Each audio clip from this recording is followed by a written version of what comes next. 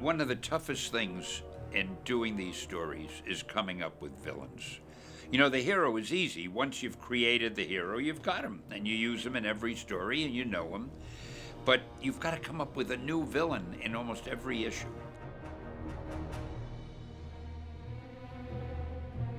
There's a long history in the annals of literature and entertainment of bad guys who are wonderfully attractive in various ways.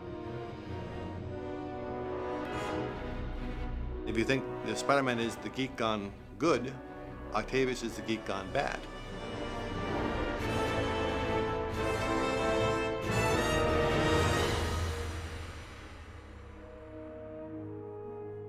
I wanted a scientist, and I thought the name Otto Octavius sounded pretty good for scientist.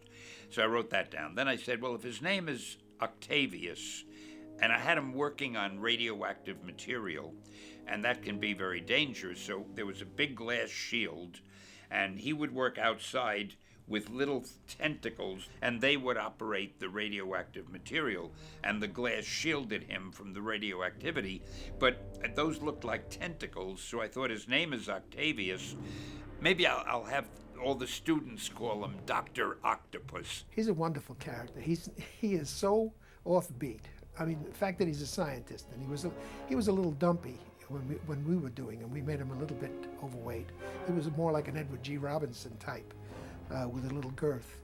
And it was certainly a very distinctive kind of character. Here's a guy who wasn't out to rule the world or anything like that, but he had these tentacles grafted onto him accidentally. He could climb up the wall of a building with him, he could crush things. So he was a worthy adversary for Spider-Man, which is a hard thing to find. Doc Ock is arguably, you know, it's got to be 1 and 2 with the Green Goblin, you know, and it also depends on what era we're talking about. You know, if you're talking about the 60s, it's definitely Green Goblin. If you're talking about the 90s and you're talking about a character like Venom or Carnage, a whole different sort of breed of villain that came up. But I would say arguably when it comes to classics and you know, in the long haul, it's Green Goblin and Doc Ock neck to neck. When you create a character, you want to make it as different from the normal as possible so that he's distinctive. If you see a silhouette in the dark, you know who it is. That's the way to define characters. He was just a crazy old man originally, you know. He went nuts, and his scientific ability made him angry, and then he became greedy. So, but we gave him dimension, and that was a residue of continuity and bringing up new angles on a person the second and third time around. There is sort of the father-son relationship with Peter, but I think what really makes Doc Ock very, very cool is the fact that his upbringing, his life is very, very similar to Peter Parker's. Here was someone who also received extraordinary abilities by way of the prosthetic arms, who also had a choice to make. And I think that they recognize that about each other, and that's part of the dynamic between them. And to me, that sometimes makes for the best villains because they're almost exactly the same person as the hero, except one deviated left, one deviated right, and it's just a slight turn. And I think Octavius would like to have been recognized for what he was and what he did. And the more he fights to be recognized, and the more he fights for some measure of credibility, taking the wrong tactics and doing so, the worse the world looks at him, the more determined he gets. So it's this really bad cycle of constant revenge and the longing for appreciation. And before you know it, you know, life takes you into interesting places, and that's and then when these two characters, you know, collide together, it makes for some great fireworks. We set our minds on Doc Ock from the get-go. There's really, I think there was a 2-second conversation about maybe a goblin continuity, or it was too early to go there and wasn't really interesting enough at this point. Doc Ock is fantastic, but what do you do with Doc Ock? How do you develop this character? In the casting of Alfred Molina, you start with someone who's immensely likable. And that's what you want in any great villain, is you want him to be a human being who has dreams and desires and flaws, and he gets carried away in the service of something that he thinks is positive. Like, you know, it is ultimately his own hubris. The real crime would be not to finish what we started. do it here. The power of the sun in the palm of my hand.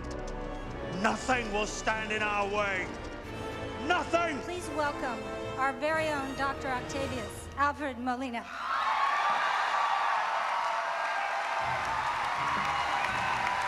My familiarity with the Doc Ock character really wasn't very thorough, because when I was a kid, I was very fond of comics, and particularly the Marvel comics. I was always a big fan of Marvel comic characters, much more so than the DC characters, because even at that young age, they seemed to me to be much more interesting. When I got the job, I started checking out some back copies, and realized that in fact Doc Ock changed his look very much over the years, as depending on who was drawing him. But the one thing that was very, very constant in the characterization of Doc Ock, all the way through the various stories from the mid-60s right through to now, was that he always had a really kind of good sense of humor. There was always something a bit kind of sharp and intelligent about him. He wasn't just a kind of brutal bad guy. So he wasn't just, he kind of had a bit of class to him, I used to like that.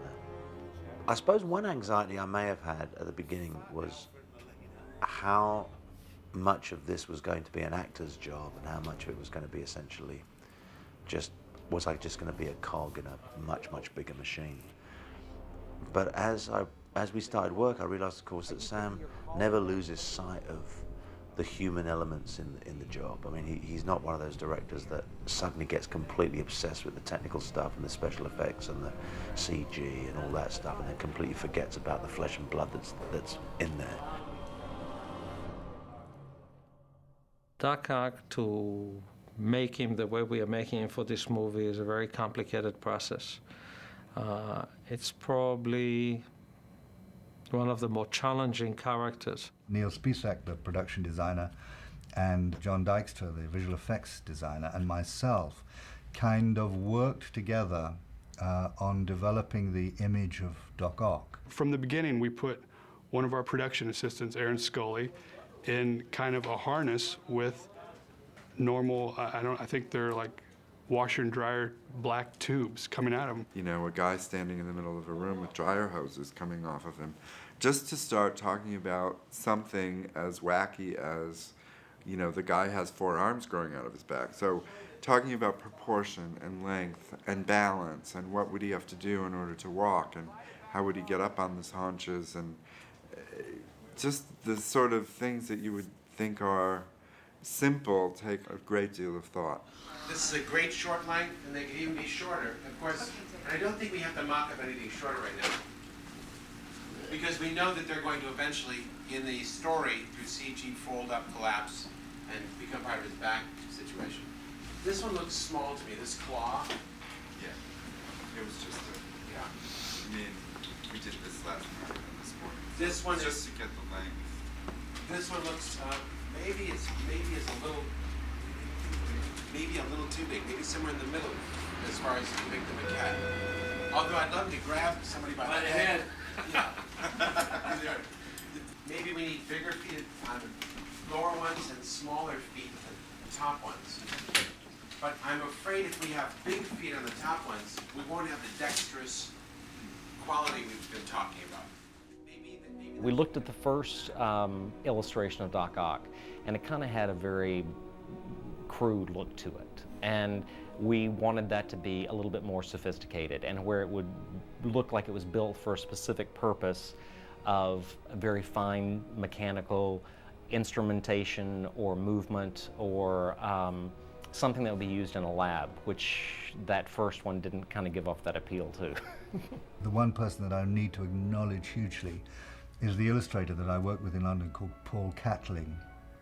And he and I worked together in London and then brought our drawings to the table here in Los Angeles, and they were much liked. The original drawing of Paul Catling's is the one that everyone gravitated to in terms of style and feel. And actually I think the end ended up not exactly that, but there were a lot of things that were similar to that drawing. There was a decision right at the beginning that the actor and the director wanted practical puppets to work with, so that when they were intimate, if the tentacle was picking up a cigar and putting it in Doc Ock's mouth and then lighting it with a match, they could do that with puppets in close, with the puppeteers off screen, so that one, the actor had the tentacles to interact with, to perform with, and two, we didn't have to make CG tentacles for every single shot. Plus, it gave the director real things to interact with. The faster snap works for me. Snap and open, quick. Something like the two-shot of what he said. Ready and action. As we went further forward, John Dykstra, with his responsibilities for the computer design, and Neil Spisak with his responsibilities for every set on the movie, gradually it was left to the costume designer to kind of follow it through. So I've had this wonderful chance to work with model makers and engineers and robotic experts and all these wonderful people at Edge Effects, Steve Johnson's company. When we first got the call for it, it was like, wow, Spider-Man 2, that's going to be a really big hit. What an honor, how cool is that? But then the reality of it hit that this is going to be probably the most difficult thing we've ever done, and it probably was. It wasn't like I read the script and thought this stuff is pretty difficult, this is going to be a really, really big challenge, because there was no script. There was no script until months into preparation. So that actually was probably one of the more daunting aspects of it. We literally started building, designing, and basically kind of just guessing what we might need for this character to film this movie. We prototyped everything. We didn't really have a blueprint of the vertebrae of each tentacle should be this size, the tentacle should be this long. We kind of just made it up as we went along and did pass after pass after pass and got approval from the production as we kept going, and we kept doing it that way. There's various stages. There's the corset, which has to be worn basically for protection. Then on top of that goes what we call the girdle, which is what the tentacles are attached to. And that girdle is in two parts. There's the back girdle and the front girdle. We've got the big metal version, we've got a rubberized version. Then we've got other things like there's the big spine, this kind of spine. The tentacles, when all four of them are on, the whole thing weighs about 100 pounds. At the initial phases of design, there were lists of things the tentacles had to be able to do. And it was just a challenge, a huge challenge.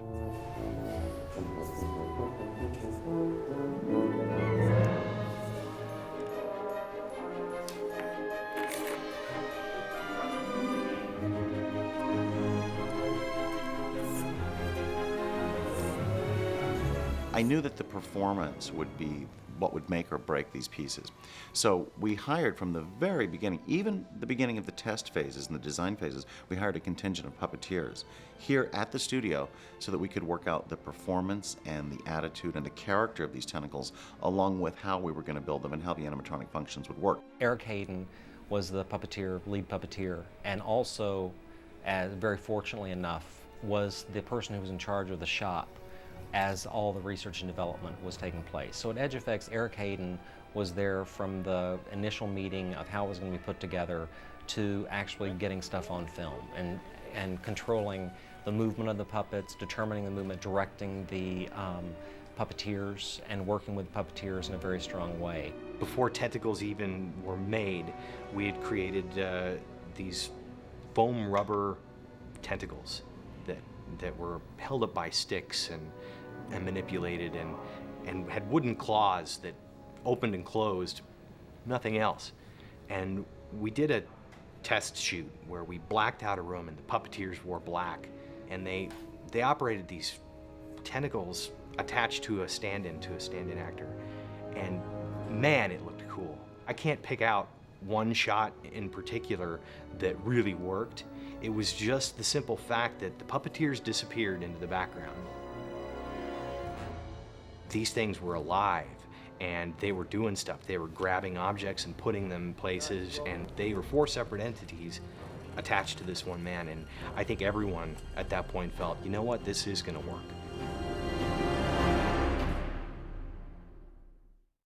The controlling mechanisms that operate the Death Flower would normally necessitate up to 3 people to operate one claw. Well, we needed to square down our footprint on set so we didn't have 20 million puppeteers on set, and we generated what we call the throne, which is this controlling chair that an operator can ride in, and his feet operate some of the jaw articulation, and his hands can operate, and that means that we get everything pared down into one efficient throne. The design of the Death Flower was arrived at due obviously to a lot of different considerations, but the main thing that we were looking for was ability to express a lot of different kind of emotions or moods or whatever, ranging from a kind of an attack mode, which can get into something like this, to a kind of a wounded mode, which is something like that, to a kind of you know, aggressive or focused mood, which is something like this. And there are a lot of different permutations of that. That's something we call a ball, which would theoretically be for like punching through walls, things of that nature. So the design process of the movement of the Death Flower went through a lot of different iterations, but basically once the kind of trilaterally symmetrical concept was agreed on and the segmented leaves of the flowers, of the fingers, I set about basically trying to make to design the joints for sort of maximum movement and expressibility. So we really had two companies here under one roof. We had the performance aspect and the engineering aspect going along, following simultaneous paths. And that actually really, really helped when it came down to getting on set and Sam being able to direct these things, because truly that's what it was. Sam was directing these tentacles like a character. In peak performance, with all 4 tentacles going simultaneously, there were 16 puppeteers working. Each puppeteer had a very specific job. Each tentacle takes 4 people to operate.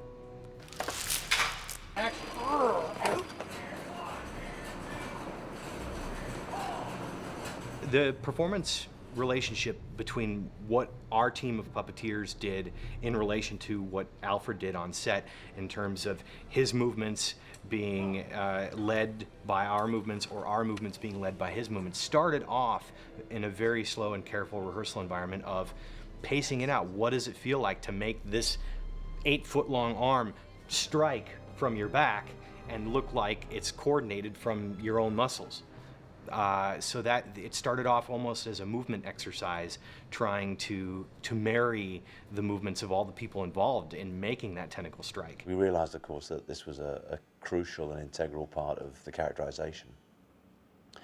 And we had lots of long and detailed rehearsals with the puppetry team.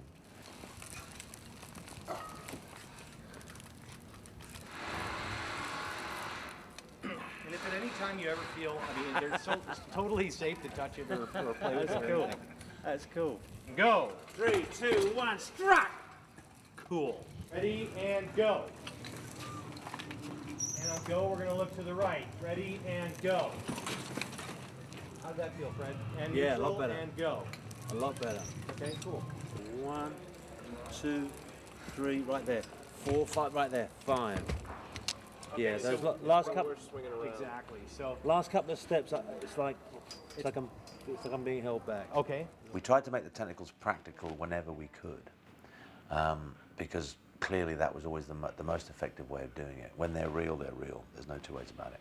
But you know, there are certain shots that obviously that can't be done, and so we had to have them CG'd in at a later date, and I had to kind of like mime them in a way. I imagined they were there. One of the things that's tough about the character, Doc Ock, is to make him perambulate.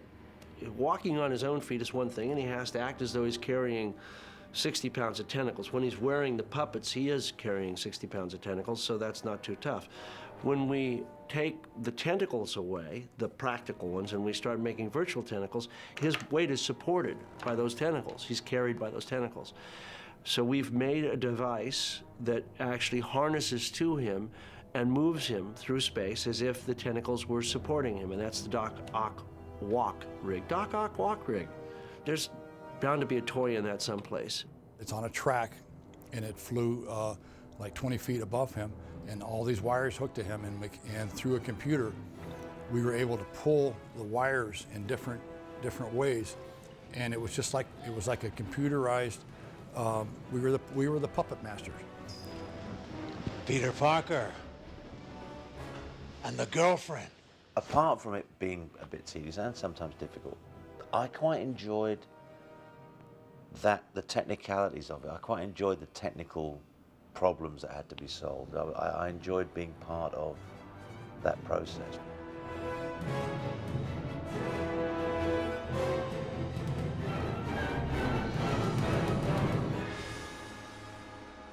You know, it's a funny thing. Most comic book movies kill off the villains. In the comic books, I rarely, if ever, did that.